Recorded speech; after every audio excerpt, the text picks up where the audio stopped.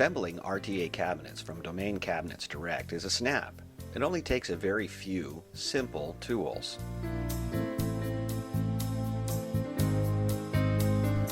The first step is to bring the packing box over and set it on a solid work surface.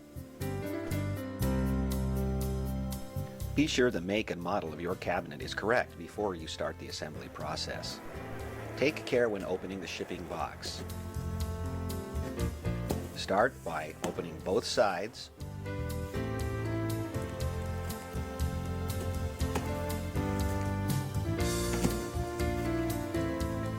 Then gently lift the back. A small cut into the packing tape, a quick pop, and the box is open. Now's the time to familiarize yourself with all the cabinet parts. Take your time, look them over, and once you know what the parts are, gently set them aside so you can get to them later.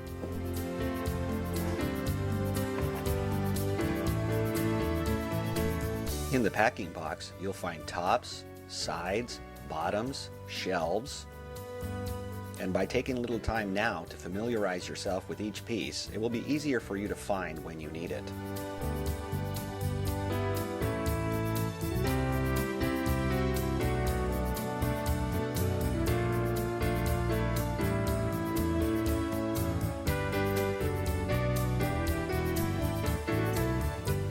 This is the face frame.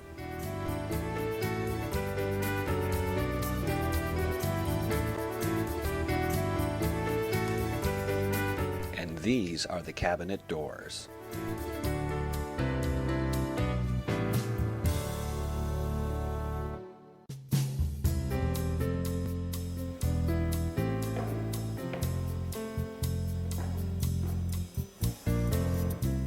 And this last piece is the cabinet back.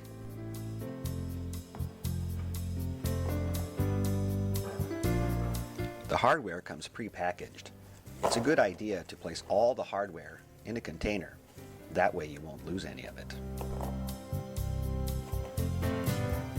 Before you start the assembly process, take a few minutes to familiarize yourself with some of the hardware. These are the set pins.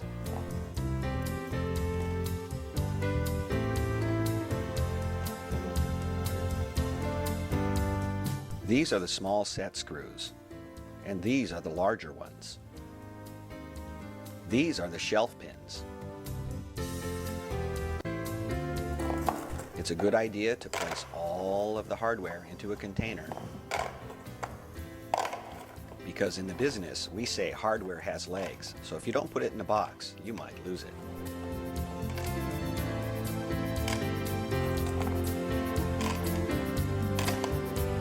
Start the building process with one of your sides.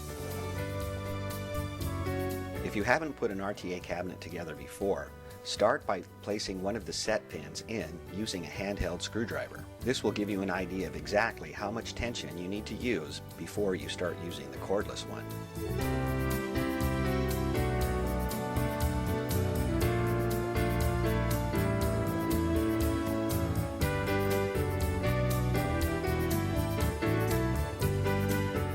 Now that you've become familiar with how much tension it takes to put in one of the set pins, you can switch over to the cordless driver.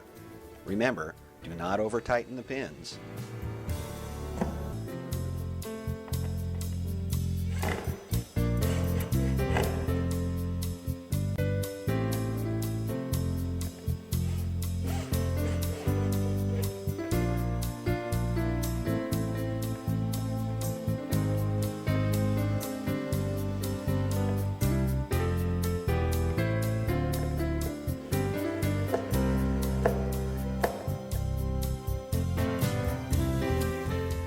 After attaching the set pins, it's time to attach the bottom of the cabinet.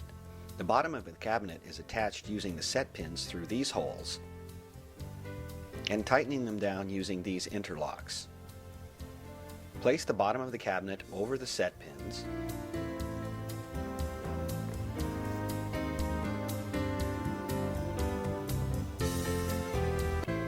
and use a large flat screwdriver to tighten the interlocks.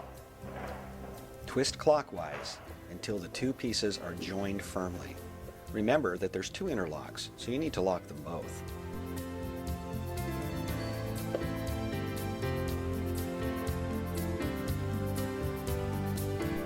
When installing the cabinet top, the procedure is exactly the same. And remember to tighten down the interlocks for that piece also.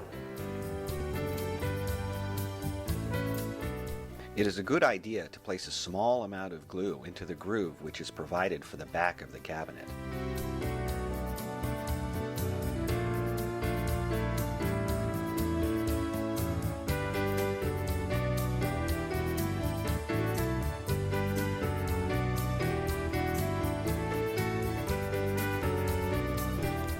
Now it's time to install the back of the cabinet, noting where the interlocks are.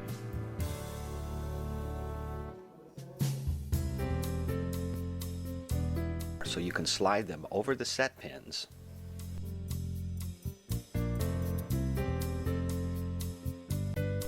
gently tap the back into place and tighten down the interlocks.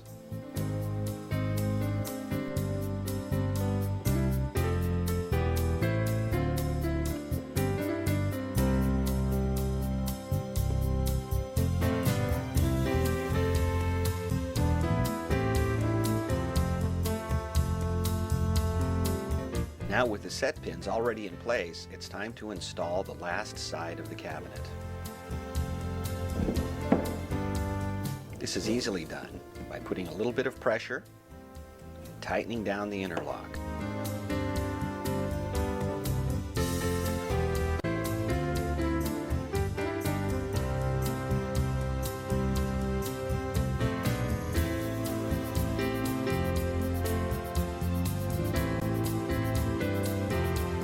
Now that the cabinet box is loosely assembled, it's time to put in the set screws.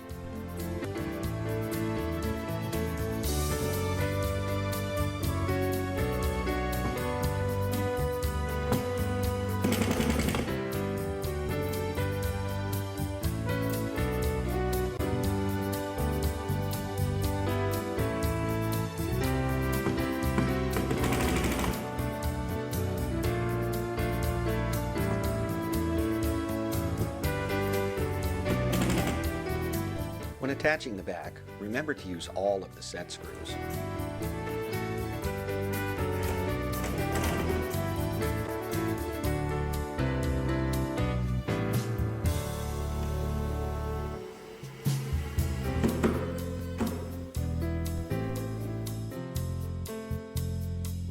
Now that the cabinet box is complete, set it aside so you can begin to prepare the face frame.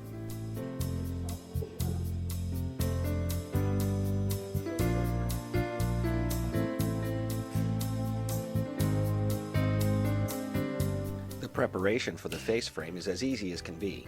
It only involves placing more of these set pins.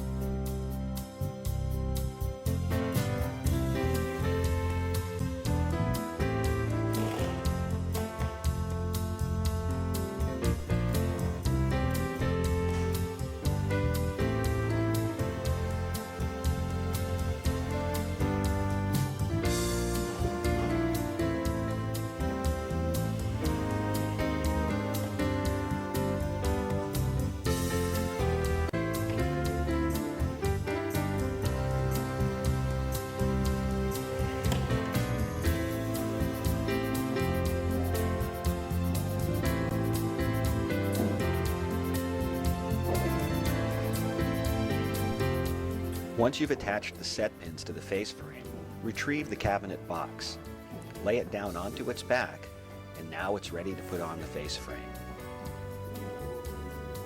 Align the face frame set pins with the holes in the cabinet box.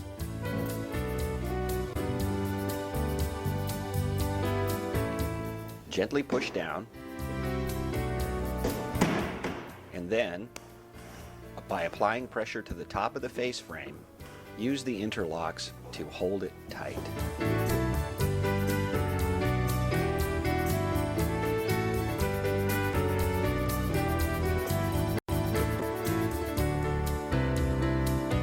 After tightening all the interlocks, it'll be time to attach the door. doors are pre-cored and they have holes which align perfectly with the hinges. Raise the hinges so it's easy to place the door. Align the hinges with the holes in the door, slide, and press for a solid connection.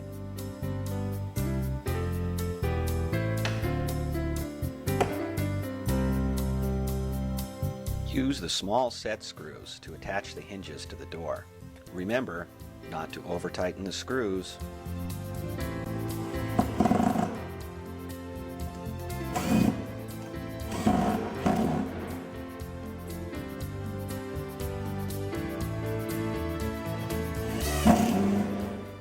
After assembling both doors, it's time to adjust the hinges. If you look closely, there's adjustment screws which move the door out and back, and then also top to bottom. There's also another set screw which moves the hinge side to side. This gives you 6 ways to adjust the cabinet.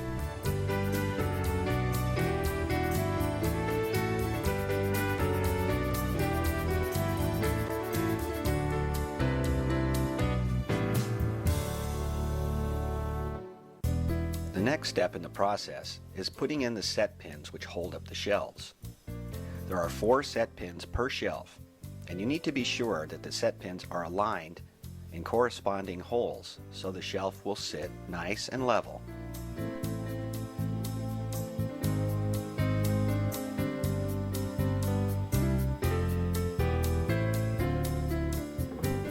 Gently place the shelves.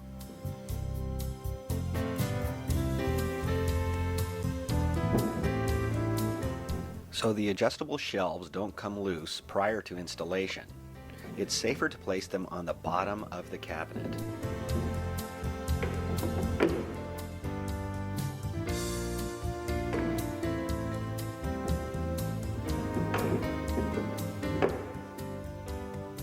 Now that wasn't too hard. Congratulations on assembling a wall cabinet.